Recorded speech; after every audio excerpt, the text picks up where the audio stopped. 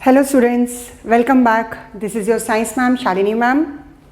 Welcome back to Blueprint Digital. जिन्होंने अभी तक इस चैनल को सब्सक्राइब नहीं करा है, सब्सक्राइब करें और ये वीडियो अगर आपको पसंद आए तो इसे लाइक करें और अपने फ्रेंड्स के साथ शेयर करें.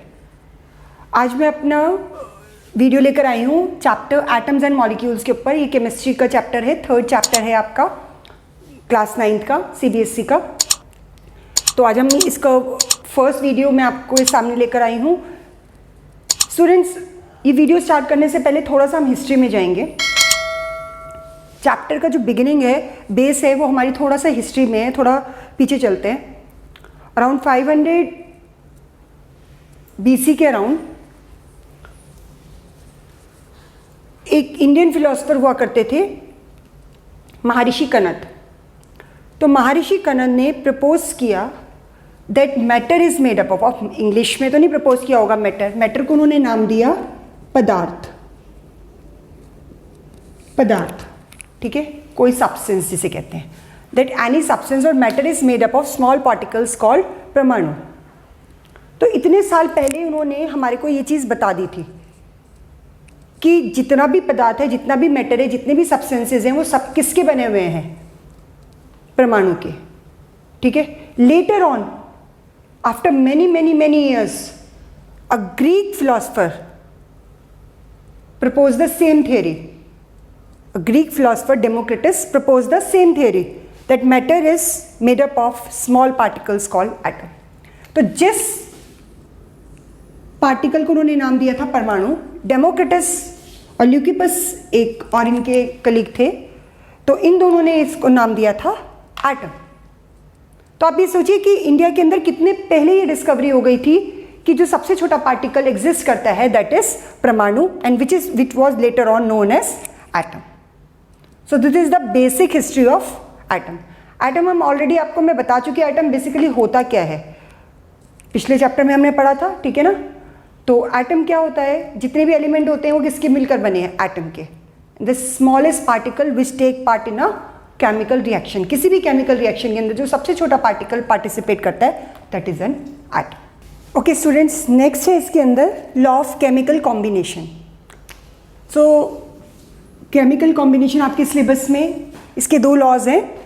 तो Lavoisier and Joseph L Proust were the scientist जिन्होंने ये दो लॉज दिए थे. Lavoisier is known as the father of chemistry. Law of conservation of mass is the first law जो इन्होंने दिए थे.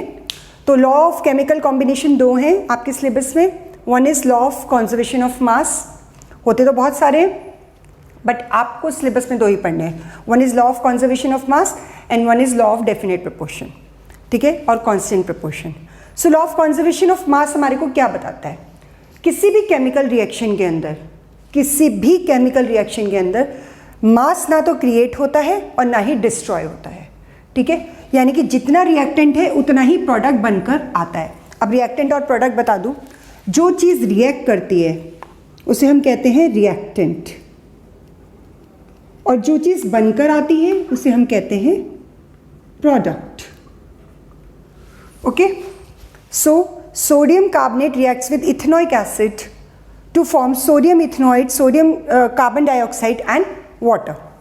So sodium carbonate is 5.3 gram. We have taken ethanoic acid, हमने 6 ग्राम लिया. अब इन दोनों का टोटल क्या आता है? 11.3 ग्राम. ठीक है, ये हमारा रिएक्टेंट हो गया. इन दोनों को आपस में हमने रिएक्ट कराया, they are reactants. Okay. Now ये तीन प्रोडक्ट्स बनकर आए हमारे. सोडियम इथेनोइड हमने 2.2 ग्राम लिया, कार्बन डाइऑक्साइड 0.9 ग्राम ली, वाटर हमने 8.2 ग्राम लिया. अगर हम इन तीनों का भी टोटल करते हैं तो इट ऑल्सो कम्स 12.3 ग्राम. तो what is common between these two? The mass of the reactant is equal to the mass of the product. जितना हमने रिएक्टेंट डाला उतना ही प्रोडक्ट निकल कर आया. तो ना तो मास क्रिएट हुआ ना ही मास खत्म हुआ, एज इट इज रहा. बस डिफरेंस किस चीज का आया कि नए सब्सटेंस बन गए. ठीक है, new substances are form, but the mass of the substances, the total mass of all the substances of the all the product is equal to the mass of the reactant. अब अगर आपकी एक बहुत common सा daily life का example देती हूँ. आपकी मदर घर में वेजिटेबल बनाती है, मिक्स वेजिटेबल बनाती है, उसमें कॉलीफ्लावर और potatoes, tomatoes, onion, so many vegetables are mixed, ठीक है, तो कैप्सिकम और carrot, so all these are mix. अब अगर 1 kg ये मिक्स वेजिटेबल बनाने के लिए सारी वेजिटेबल्स ली है तो ऑब्वियसली 1 kg ही तो बनकर आएगी, 1 kg की 2 kg तो नहीं हो जाएगी, ठीक है, ये 1 kg की आपकी 1 ग्राम तो नहीं रह जाएगी, ठीक है, तो जितना हम रिएक्टेंट डालेंगे उतना ही तो प्रोडक्ट बनकर आएगा। तो simple, this is law of conservation of mass. So according to this law, mass can neither be created nor be destroyed in a chemical reaction, and this can be proved with the help of this example. So the mass of the reactant is equal to the mass of the product. Okay students, second law of chemical combination is law of constant proportions. ठीक है, it states that in a chemical reaction or in a chemical substance, ये हमारे को ये बताता है कि किसी केमिकल सब्सटेंस के अंदर कोई भी कंपाउंड हो सकता है। The elements are present in definite proportion by mass. जो एलिमेंट्स प्रेजेंट होते हैं वो एक डेफिनेट प्रोपोर्शन के अंदर प्रेजेंट होते हैं। फॉर एग्जांपल वाटर लेते हैं, अब जब हम टैप वाटर ले चाहे सी वाटर ले, उसका फॉर्मूला जो वाटर का होगा H2O ही होगा, ठीक है, तो इसके अंदर हाइड्रोजन और ऑक्सीजन का जो रेशियो है it will remain the same. ये नहीं है कि टैप वाटर के अंदर हाइड्रोजन और ऑक्सीजन का रेशियो अलग हो जाएगा और सी वाटर के अंदर अलग हो जाएगा और रेन वाटर के अंदर अलग हो जाएगा। वाटर विल रिमेन वाटर, उसका मॉलिक्यूलर फॉर्मूला भी यही रहेगा, फॉर्मूला भी ये रहेगा, और उसका जो रेशियो है एलिमेंट्स का, इसके अंदर 2 ही एलिमेंट्स है, हाइड्रोजन एंड ऑक्सीजन, तो इनका रेशियो भी सेम ही रहेगा, कोई चेंज इसमें नहीं आएगा। This is stated by law of constant proportion, ठीक है, और ये स्पेसिफिकली जोसेफ एल प्राउस ने दिया था।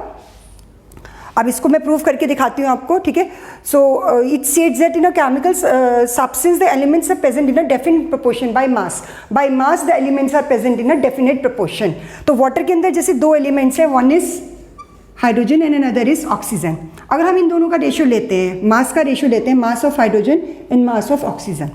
Now there are 2 atoms of hydrogen, ठीक है, हाइड्रोजन का एटॉमिक मास होता है 1, atomic mass of hydrogen is 1, ठीक है। अब 1 into 2 atoms of hydrogen, so it becomes 2। Oxygen के कितने एटम है? 1, ठीक है, और इसका एटॉमिक मास होता है 16। This is atomic mass of oxygen, ठीक है, एक एटम का एटॉमिक मास। नाउ इसका निकल कर आया है 2 एंड इट बिकम्स 16, तो 2:16। अगर हम इसका और सिंपलेस्ट रेशियो लेते हैं तो it becomes 1:8। What does it prove? This ratio proves that in water, in this one molecule of water, in this compound, the ratio between the hydrogen and oxygen always remains the same. Whether we check for rainwater, whether we check for sea water, whether we check for river water, whether we check for tap water. So whatever water you check, the ratio between the hydrogen and oxygen always remain 1:8. So this is law of constant proportion. I will give you one more example. Let's take the example of ammonia, NH3. This is the formula of ammonia. Ammonia has 2 atoms. One is nitrogen and another is hydrogen. अब nitrogen का atomic mass जो होता है that is 14, और 1 atom है तो into 1 एक ही रहेगा, ठीक है। हाइड्रोजन का 1 होता है तो 3 एटम, तो इट बिकम्स 14:3। इसे हम और सिंपलेस्ट रेशियो में नहीं कन्वर्ट कर सकते। So the ratio of the mass of nitrogen and hydrogen always remain 14:3। So this is how we can prove that the law of constant proportion is correct. So in any molecule the chemical substance, in any molecule of chemical substance, the elements are present in a definite proportion by mass. So I have given you 2 examples. I hope you should have understood. Okay student, next is Dalton's atomic theory. It was given by John Dalton in 1805. The main postulates of this theory was, so 3 types of question can be asked from this topic. Directly इधर Dalton's atomic theories postulates can be asked, आपसे directly पूछे जा सकते हैं कि 5 postulate लिखिए, 6 postulate लिखिए, ठीक है। दूसरा मैं आपको साइड बाय साइड अभी बताती रहूँगी कि किस तरह से आपको इनका आंसर करना है। तो पहले पॉस्टुलेट्स देखते हैं। पॉस्टुलेट्स क्या होती हैं? किसी की दी हुई कोई स्टेटमेंट्स, ठीक है। तो जॉन डाल्टन ने क्या स्टेटमेंट दी थी अपनी एटॉमिक थ्योरी में? These are postulates. सो पहला पॉस्टुलेट था, first postulate, matter is made up of very tiny particles called atoms. ये हम पहले भी पढ़ चुके हैं, ये हमारे को महर्षि कनद ने भी बताया, ये हमारे को डेमोक्रिटस ने भी बताया। तो इसी को उन्होंने अपने एटॉमिक थियरी का फर्स्ट पॉस्टुलेट डिफाइन किया कि मैटर, जितना भी मैटर है वो किसका बना हुआ है, टाइनी पार्टिकल्स कॉल्ड एटम्स से। ठीक है। सेकेंड है, atoms are indivisible particle which can not be created और destroyed in a chemical reaction. दूसरा उन्होंने बताया कि एटम वो इनडिविजिबल पार्टिकल होते हैं जो ना तो क्रिएट किए जा सकते हैं ना ही डिस्ट्रॉय किए जा सकते हैं किसी भी केमिकल रिएक्शन के अंदर।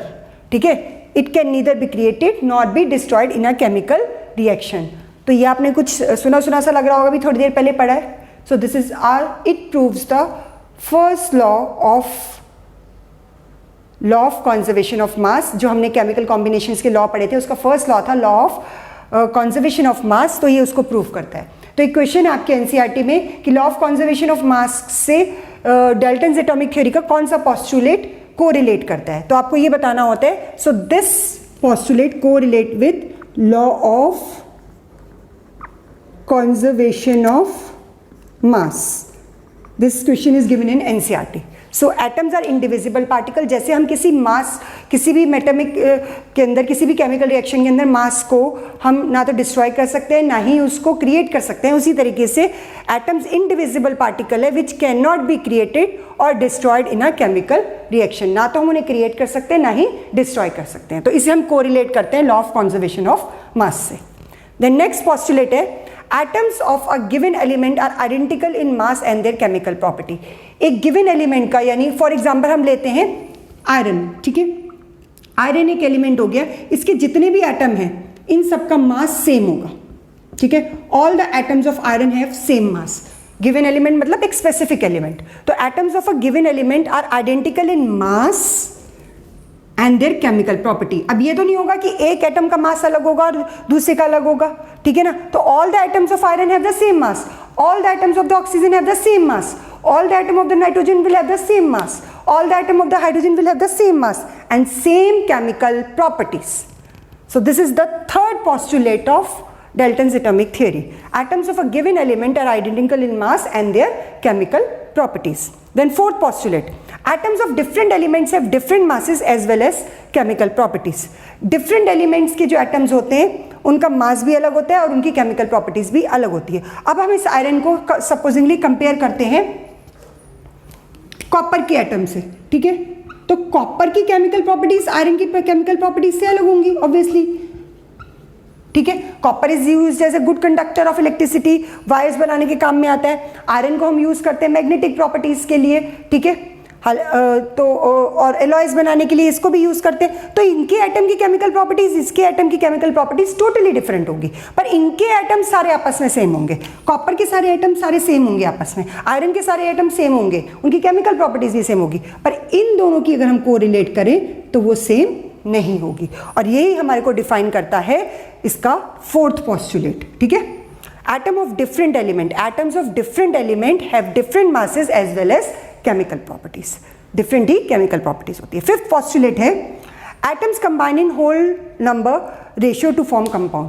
एटम्स हमेशा होल नंबर रेशियो में कंबाइन करते हैं कंपाउंड्स बनाने के लिए। ठीक है। जैसे वाटर के अंदर मैंने अभी आपको बताया था, तो 2 1। ठीक है। होल नंबर में कंबाइन करेंगे। The relative number and kind of atoms remain constant in a given compound. ये भी हमने प्रूव किया था लॉ ऑफ कांस्टेंट प्रोपोर्शन से। तो ये वाला क्वेश्चन भी एनसीईआरटी में है, आपसे पूछा जा सकता है कि वो कौन सा पॉस्टुलेट है डाल्टन्स एटॉमिक थ्योरी का जो कि कोरिलेट करता है हमारे second law of chemical combination से, जो कि है लॉ ऑफ कांस्टेंट प्रोपोर्शन। तो this is the sixth one. हमने प्रूव किया था ना उसके अंदर कि जितने नंबर और काइंड ऑफ एटम होते हैं, अब वाटर चाहे हम सी का ले, वाटर चाहे हम रिवर का ले, वाटर चाहे हम रेन का ले, वाटर चाहे हम टैप वाटर ले। ठीक है। तो उसके अंदर हाइड्रोजन और ऑक्सीजन ही एटम प्रेजेंट रहेंगे, ये नहीं नाइट्रोजन आ जाएगा उसके अंदर। The relative number and kind of atom remain the constant. The relative number and kind of atom remain the constant. और ये हमारे कौन से पॉस्टुलेट को वो करता है? Law of constant proportion. So ये सेकंड लॉ को डिफाइन करता है। ठीक है, तो these two questions are has been asked in the NCERT and you should know the answer. तो आपको जब ये क्वेश्चन पूछा जाएगा तो आपको ये पूरा पॉस्टुलेट लिखकर देना होगा, ठीक है। आप ये नहीं बताओगे सेकंड पॉस्टुलेट या six postulate, you have to write the complete कि which postulate of Dalton's atomic theory correlate with the law of conservation of mass, या which postulate of Dalton's atomic theory correlate with the law of constant proportion, then you have to write the complete postulate. Okay, this is how. तो ये दो question हो गए, direct पूछ लिया गया, correlate करने के लिए पूछ लिया गया। तीसरा इसमें आता है drawbacks of Dalton's atomic theory. Dalton atomic theory के ड्रॉबैक क्या थे? तीन इंपॉर्टेंट ड्रॉबैक्स याद रखिएगा। नंबर वन, जो उन्होंने हमारे को ये पॉस्टुलेट दिया था कि atoms are indivisible particle. Indivisible particle है क्योंकि सबसे छोटा पार्टिकल होता है जो केमिकल रिएक्शन के अंदर पार्टिसिपेट करता है, but with the discovery of electron, proton and neutron this postulate was stated wrong, क्योंकि इससे भी छोटे पार्टिकल्स निकल कर आए। सो ये इसका ड्रॉबैक है। ड्रॉबैक किसको कहते हैं? कमियों को, ठीक है। तो ये इसका ड्रॉबैक है, with the discovery of electrons, protons and neutrons it was no more the indivisible particle, क्योंकि इनके सबसे छोटे पार्टिकल्स क्या हो गए? Electron, proton and neutron. So this was the first drawback of Dalton's atomic theory. दूसरा drawback था with the discovery of isotopes. Isotopes, अब आइसोटॉप्स क्या होते हैं ये मैं आपको बता दूं। Isotopes are the elements, same atom होते हैं सेम एलिमेंट के, atoms of same element having, atoms of same element having same proton number but different mass number. Proton number को हम एटॉमिक नंबर भी कहते हैं, यानी कि उनके अंदर नंबर ऑफ प्रोटॉन तो सेम रहते हैं बट नंबर ऑफ न्यूट्रॉन्स या मास नंबर जिसकी वजह से डिफरेंट होता है वो अलग हो जाते हैं, ठीक है। पर यहां पर हमने क्या पढ़ा? सारे एलिमेंट्स के आइसोटॉप्स नहीं होते हैं, कुछ एलिमेंट्स के आइसोटॉप्स होते हैं। जैसे कार्बन है, कार्बन के आइसोटॉप्स है कार्बन 12, कार्बन 13, कार्बन 14। हाइड्रोजन के 3 आइसोटॉप्स होते हैं, हाइड्रोजन 1, हाइड्रोजन 2, हाइड्रोजन 3, ठीक है। तो इस तरीके से आइसोटॉप्स सेम एलिमेंट के होते हैं, एटम्स, एलिमेंट तो सेम होता है, ठीक है, बट उनका प्रोटॉन नंबर सेम होता है but number of neutron different होता है, जिसकी वजह से उनका मास नंबर डिफरेंट हो जाता है। ये हम कंप्लीटली नेक्स्ट चैप्टर में पढ़ेंगे प्रोटॉन नंबर और मास नंबर के बारे में, ठीक है। तो इस वजह से ये वाला पॉस्टुलेट रॉन्ग हो गया। फिर पॉस्टुलेट नंबर 4, तो पहला तो कौन सा हमारा को ये करेक्ट हुआ, इनकरेक्ट हुआ, ये इनकरेक्ट हुआ, फिर ये इनकरेक्ट हुआ, ठीक है। Atoms of different elements have different masses as well as chemical properties. Different element के जो एटम्स होते हैं उनके डिफरेंट मास होते हैं और डिफरेंट ही केमिकल प्रॉपर्टीज होती हैं, ठीक है। Atoms of different elements have different masses as well as chemical properties, ठीक है, ये इन्होंने बताया था। बट जैसे जैसे आइसोबार्स की डिस्कवरी हुई, आइसोबार एक तरीका होता है, आइसोबार इससे रिवर्स होते हैं, ये डिफरेंट एटम्स के होते हैं, ठीक है, डिफरेंट एटम, डिफरेंट एलिमेंट्स के होते हैं एटम, और जिसके अंदर उनके जो एटॉमिक मास होते हैं, ठीक है, वो सेम होते हैं। जैसे पोटेशियम एंड कैल्शियम, दोनों का एटॉमिक मास जो होता है 40-40 होता है, ठीक है, दोनों का एटॉमिक मास जो होते हैं 40-40 होता है। अब दोनों का एटॉमिक मास 40-40 है बट एटॉमिक नंबर अलग है, डिफरेंट एलिमेंट्स हैं, तो ये क्या हुआ? आइसोबार्स हुए। जिनका एटॉमिक मास सेम होता है, ठीक है, उन्हें हम आइसोबार्स कहते हैं। इतनी छोटी सी बात समझ लीजिए आप। तो आइसोबार्स हो गए कि डिस्कवरी होते ही, अभी है तो डिफरेंट एलिमेंट्स, ठीक है, तो इनके मास तो अलग होने चाहिए थे अकॉर्डिंग टू दिस पोस्टुलेट, पर इनके मास सेम है। तो these type of elements are called isobars. तो इसलिए ये वाला पोस्टुलेट भी इसका रॉन्ग हो गया। ये सबके लिए अप्लाई नहीं होता, कुछ एक्सेप्शंस हैं, ठीक है। तो these are the 3 drawbacks of Dalton's atomic theory, important drawbacks of Dalton's atomic theory. I hope आपको ये कॉन्सेप्ट क्लियर हो गया होगा, both the law of chemical combination जो ब्रीफ सी हिस्ट्री मैंने आपको बताई है, और साथ में आपको Dalton's atomic theory के सारे पोस्टुलेट्स कौन सा हम कोरिलेट करते हैं लॉ ऑफ केमिकल कॉम्बिनेशन के साथ, और आपका जो इसके ड्रॉबैक्स हैं वो मैंने आपको एक्सप्लेन कर दिए। ठीक है, अगर आपको ये वीडियो पसंद आई है तो प्लीज़ इसे लाइक करें और अपने फ्रेंड्स के साथ शेयर करें। कोई भी क्वायरी हो आप कमेंट सेक्शन के अंदर डालकर लिख कर दे सकते हैं। I will give you the reply over there. ठीक है, मैं अपनी नेक्स्ट वीडियो के साथ आपके सामने आऊंगी एटम्स एंड मॉलिक्यूल्स लेकर। Bye, see you, take care, have a nice time. Bye bye students.